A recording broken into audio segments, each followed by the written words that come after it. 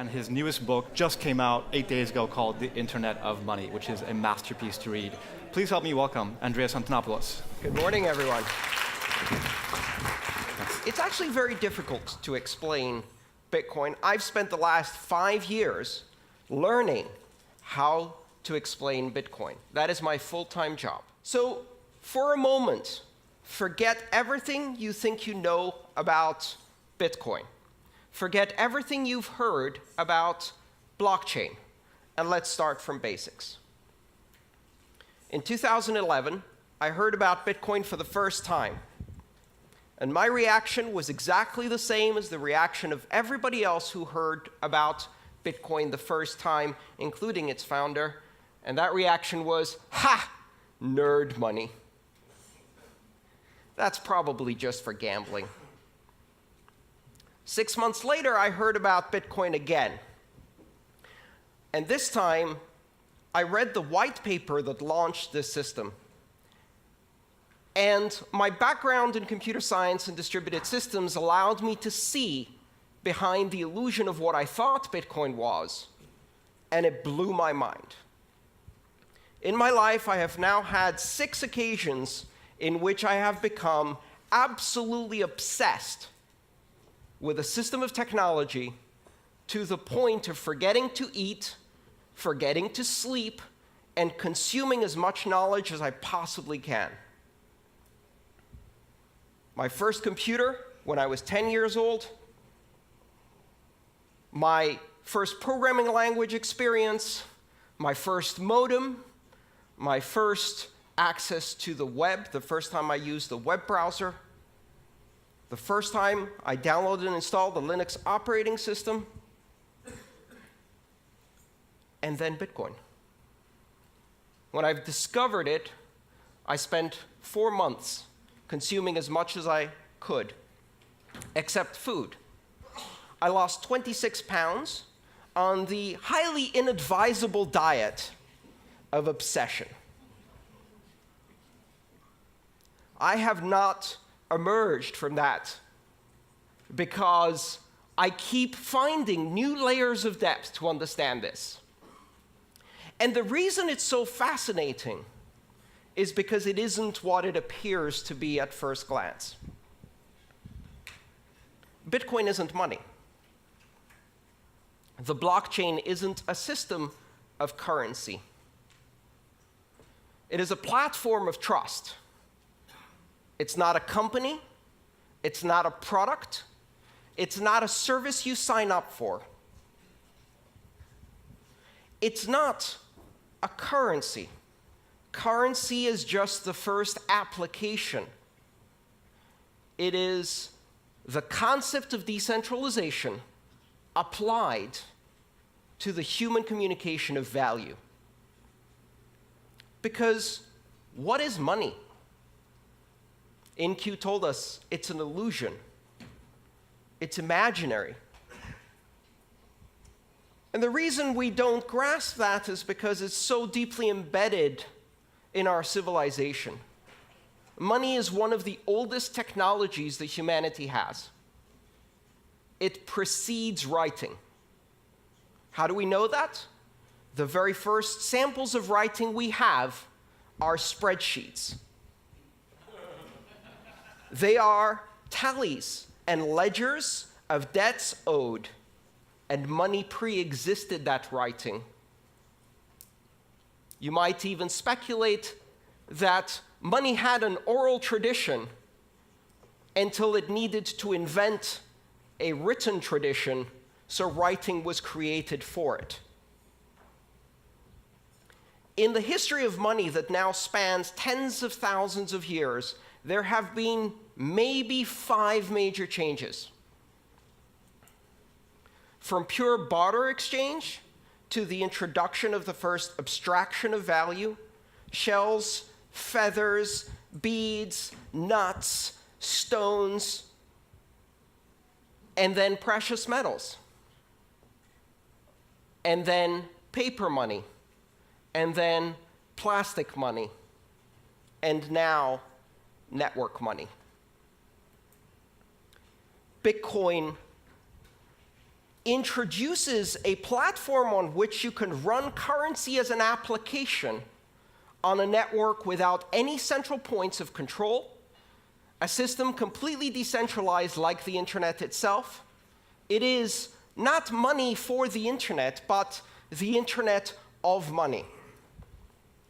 And what is money? Money is a language. Money is a linguistic abstraction.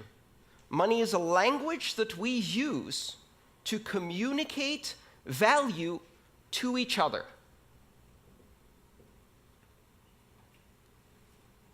Money simply allows us to express value, and that value may have economic consequences, but it also has other consequences.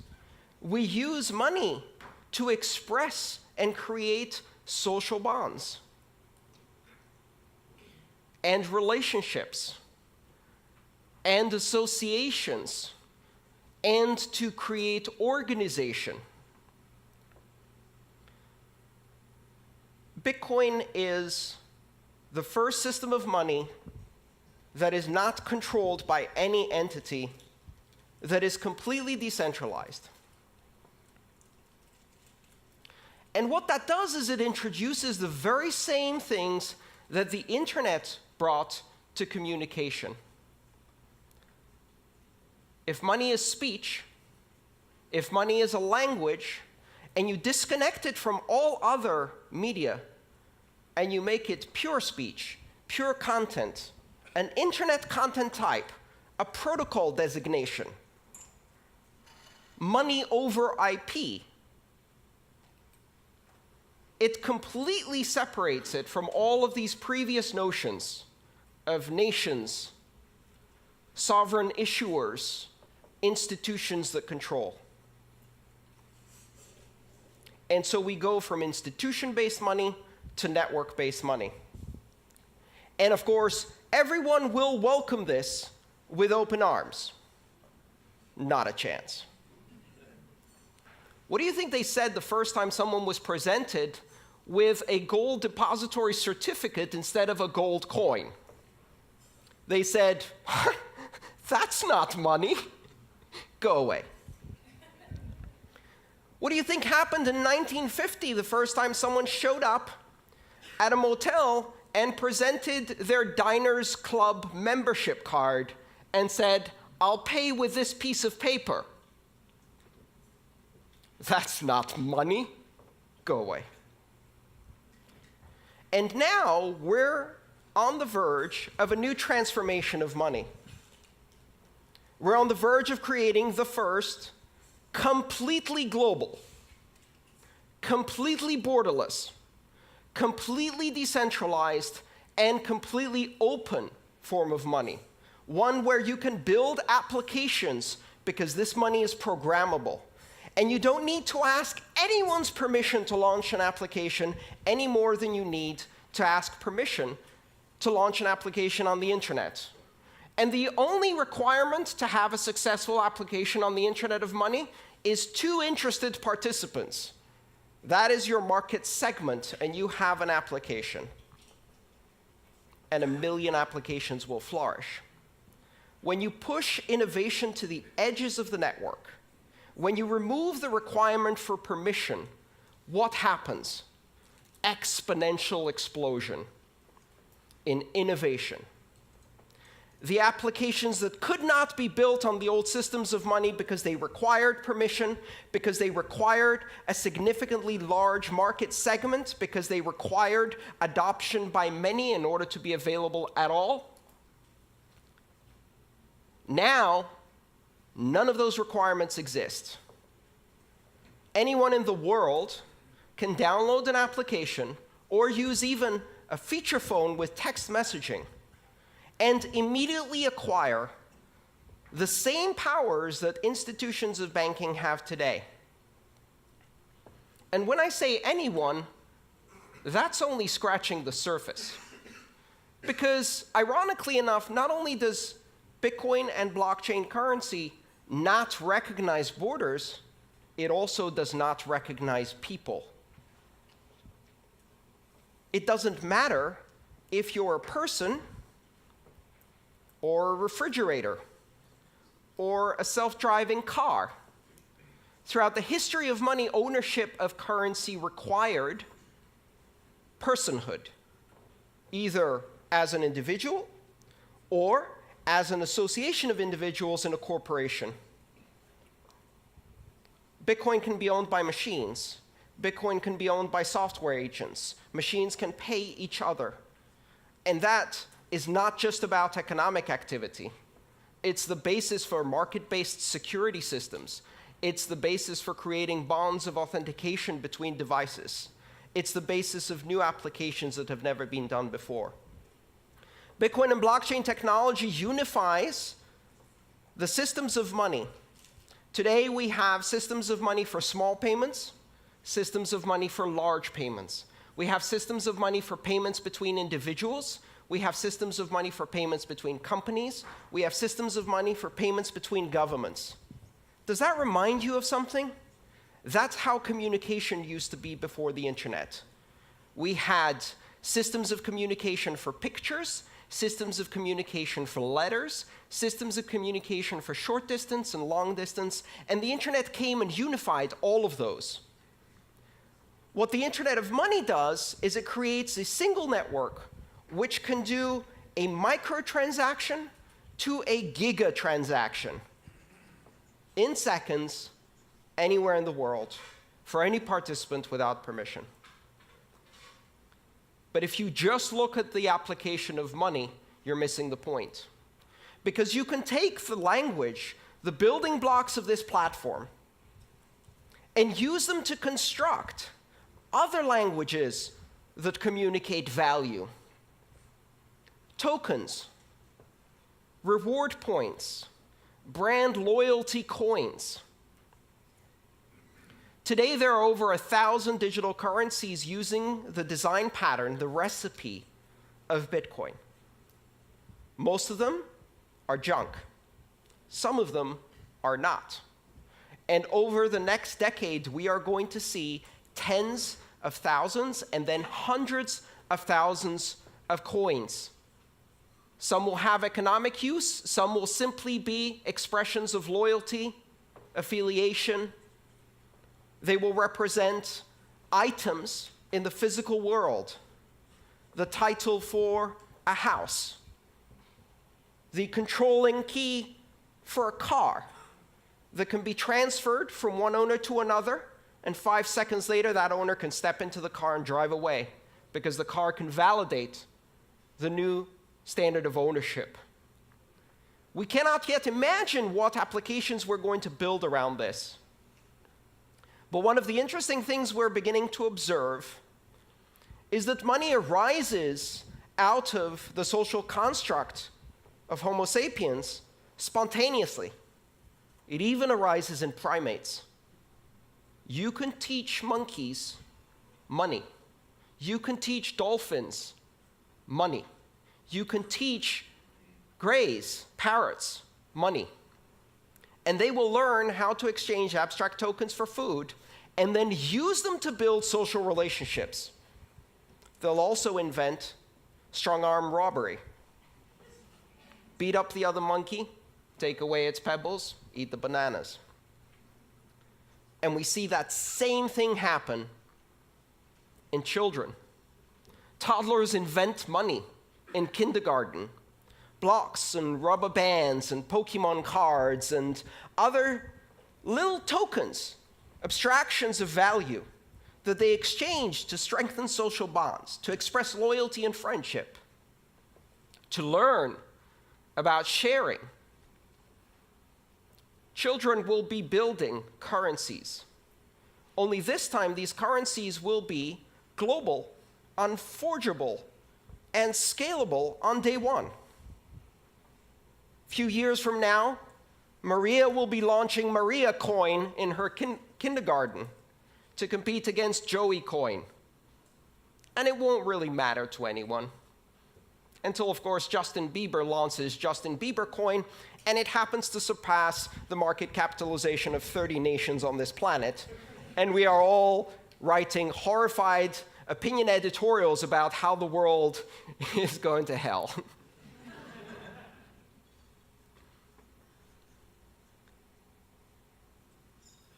What's happening with this technology is astonishingly deep. And for certainly some of the companies in this room, it's a bit scary. Banking has never been the most innovative sector in the world because there is a very careful balance between innovation and the conservative fiduciary duty that exists in banking, that must exist when you control other people's money. And yet with Bitcoin, you don't control other people's money. In Bitcoin, I control my money. I have complete and total authority over my Bitcoin. It cannot be seized, it cannot be frozen, it cannot be censored, my transactions cannot be intercepted, and they cannot be stopped. And I can do so with almost complete anonymity, and so can anyone 5 minutes after they download an application, and money has changed forever, and banking has changed forever. The idea that you can proceed in the industry of money, in the industries of commerce, and maintain the same conservative attitude that has existed now for centuries, ever since merchants in Venice and Amsterdam started issuing depository certificates and providing banking services. That is gone. That is gone. You cannot operate closed systems that have borders and require permission to join at a rate of innovation that is controlled by the most conservative tendencies within your organization, because now you are competing with a technology that enables exponential growth, exponential innovation at the edges without permission by anyone in the world. And it's not about anyone in this room. Why? We represent the privileged elite. I can go onto a brokerage account, open it up online, and be trading on the Tokyo stock market within 12 hours in yen. That is the privilege that I have. 1.5 billion people have that privilege. 6 billion people can operate mainly in one currency and perhaps have some basic banking services. 4 billion people are significantly underbanked, and an astonishing 2.5 billion people are completely unbanked. They will leapfrog. They will never have a relationship with a bank. Every single child born today will never have a bank account. They will have a bank app.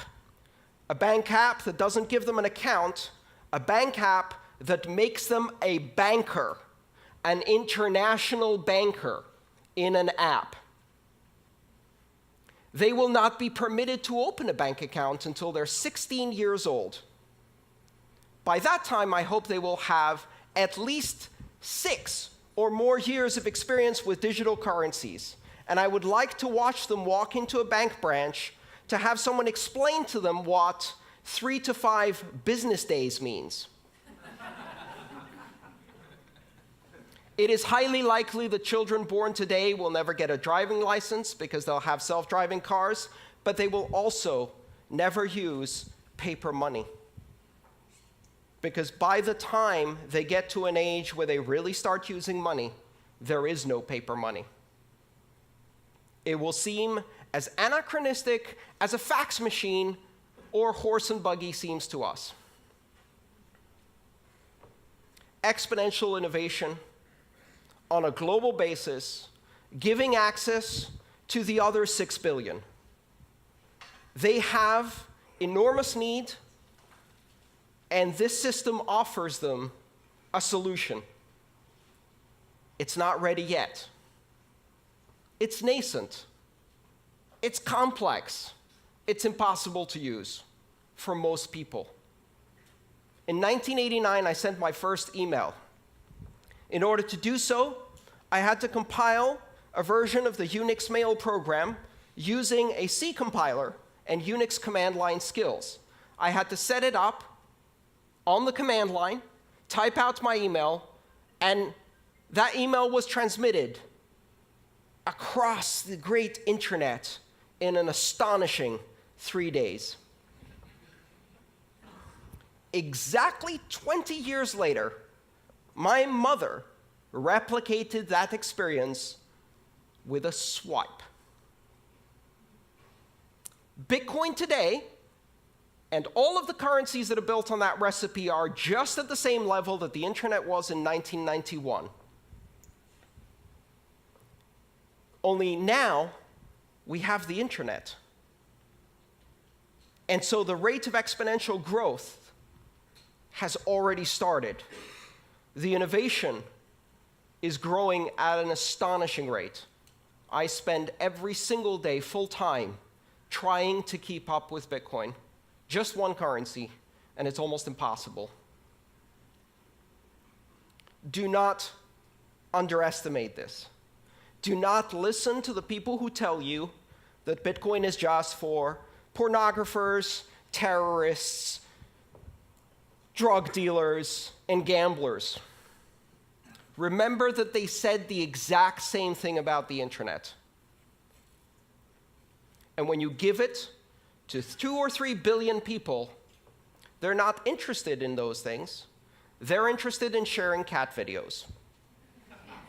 And now we have an internet of 1 billion cat videos. When you take digital currency mainstream and give it to the 4 billion people who have been isolated from international finance and commerce, and you give them the opportunity to control their money against despotic governments and corrupt banks that are stealing from them, you give them the opportunity to control their future. You give them the opportunity to transact with everyone in the world, to own title on their own property in a fully transferable digital token that is recognized everywhere. Control over finance that cannot be seized, frozen, or censored. They will buy food, healthcare, sanitation, education, shelter, because that's what we do. And they will not be denied this technology. Do not underestimate where this is going. The Internet of Money was launched on January 3rd, 2009. It's coming. It's coming faster than you can imagine. It's deeper than you can fathom. It's more sophisticated than you can immediately understand. It takes years of study just to see all of the implications. And it is a gift to the entire world, a technology that represents the 6th greatest innovation in the technology of money, the most ancient technology of our civilization. Thank you.